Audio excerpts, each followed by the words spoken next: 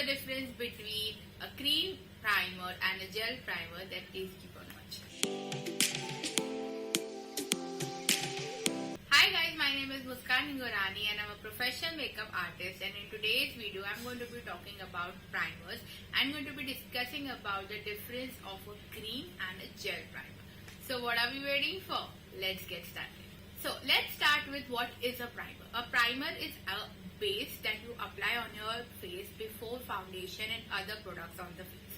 Why do you apply it? So that it will smoothen your skin texture, and when you apply other products they will sit better on the skin. So there are generally two types of primers available in the market, gel and cream one. Okay, let me start by describing their texture. So as the name suggests, this one is the gel one and this one is the creamier one. Okay, so once I blend it out you will see it better. So this is the cream one and this is the gel one. Okay, I hope you guys can see the difference between both of them. The gel one is more mattifying and smoothing on the skin, whereas the cream one is much more hydrating looking on the skin. Okay, so this is how they are different in the texture. Now let me discuss why they have such texture and how do they help you out. Okay, so the first one about the gel primer. A gel primer is more smoothing on the skin.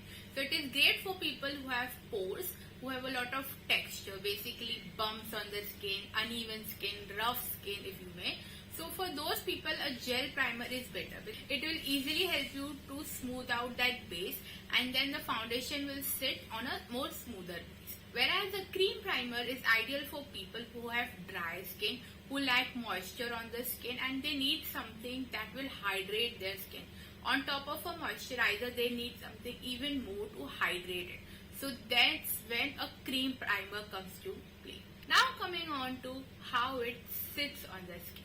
When it comes to a gel primer, since it's gel, it is a bit thick. So it will sit a bit more thick on your skin and you will feel that there is something on your skin. Okay, whereas if you apply a hydrating primer, it is much more lightweight. It's much more liquidy in texture. Okay, so it will not feel as heavy on the skin as a gel one would. Even a gel won't feel that heavy, but comparatively a bit more heavier than the creamier one. Okay, so the gel one will act a more thicker base, whereas a creamier one is much more liquidy, so it will get absorbed even more quickly into the skin. Okay, now I would like to talk about the next difference between the both, that is which is great for which type of skin. Okay, the gel one is clearly for the people who have oily skin, because it is much more mattifying on the skin and will help you long last your makeup longer.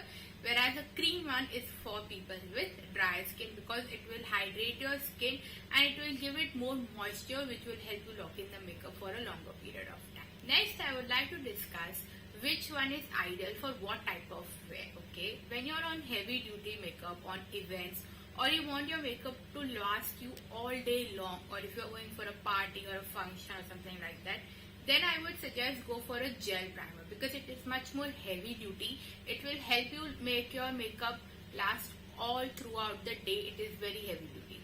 Whereas with the cream one, it will also help you long last your makeup for a long time, but compared to a gel primer, it is not that heavy duty. It is much for looks which are simpler, which are not that heavy on the skin, and like for your everyday wear, if I would say, go for a cream primer, because it will be quicker to apply and you will not have that too much feeling going on your skin. Okay, now last but not the least, I would like to tell you the finish it gives at the end of the day in skin. When you apply a gel primer, it will give you a more mattified look. As it's gel, it will give you a more mattified look. So it is great if you are going to apply powder products on top of that. Whereas with the cream primer, it will give you a more glowy look, a more hydrated look, a more youthful look. So it is great to apply under cream products. It will help you layer on cream products much more better. So these were the main differences between a gel primer and a cream primer. I hope you got to know a lot about them and you will apply them. Now A primer may not always be necessary for your everyday wear, but I would suggest you apply it especially on the days when you're going to wear makeup for longer period of time and you want it to last it really long. Trust me, once you apply a primer, you will not like applying makeup without a primer. It is truly a game changer. I highly recommend you guys to apply a primer. Now, let's come on to our bonus tip. If you have been a regular watcher of my channel, you would know that I give bonus tip at the end of each and every video. So today's bonus tip is that I would say that if you are going to apply a primer, make sure that you apply it on more targeted areas than all over the face, okay? Such as a gel primer, okay? If you have pores and everything, even if you don't apply it all over your face, make sure you apply it on the targeted areas of your pores, of your nose, wherever you get too much oily. And for creamier one, apply it on the areas where you know it will need a lot of hydration, such as your cheeks, your forehead, your chin maybe. You know these areas will need more hydration and you will need it to last your makeup longer. Apply it on those targeted areas. It will be much more useful for you. Also, if you are applying a sunscreen, you may not need a primer always, okay? If you are applying a sunscreen, which you ideally always should in whenever you're going out during the day. So if it is a colder weather, then yes, you can go ahead and apply a primer. But if you are in a hot and humid weather, it may feel a lot going on in your skin. So in that cases, you can skip a primer because sunscreen themselves also are quite thick enough to hold your other makeup, right? So you may not always need it. It's your personal choice. So that was all for today. I hope you guys learned something new. If you did, then please make sure to subscribe to my channel. I provide a lot of information tips that I have learned in my makeup career and I like to help you out as well. Also, I am on Instagram if you would like to follow me over there as well. Here is my ID. So yeah, I hope you guys liked today's video. Till next time, bye bye.